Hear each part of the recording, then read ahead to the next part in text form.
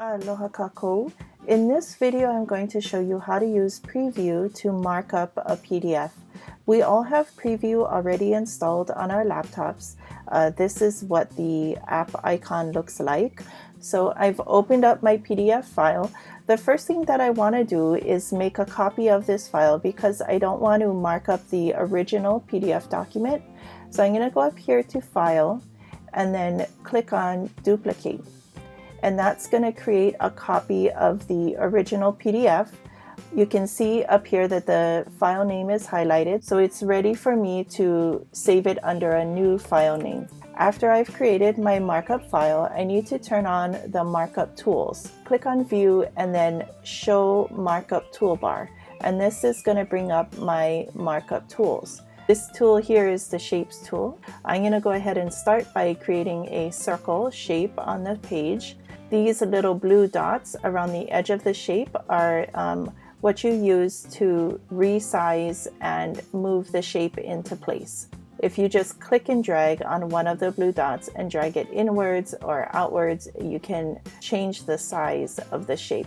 And also, if you hover over the outline of the shape, you'll notice that your cursor is going to change to a hand, and that's your move tool. So if I just click and drag on my keyboard, I can move the shape into place and then continue resizing as needed.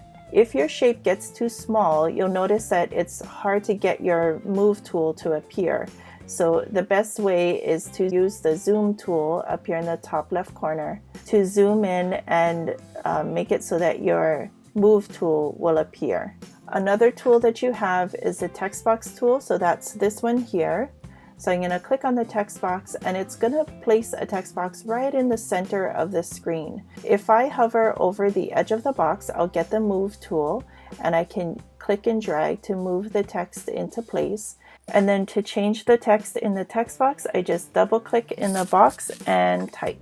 To change the color and font and reformat the text, I click and drag on the text to highlight it and then use the formatting tools that's up here in the toolbar to change the font or change the color of the text or also the size, bold, italic, underline, and the position of the text in the text box. Finally, you have a line tool up here with the shapes. So if you click on that, it'll place a line on the center of the page, and then you just click and drag on the blue dots on each end of the line to drag it into place. After you're done doing all of your markups, just go ahead and save, and that's it. Mahalo.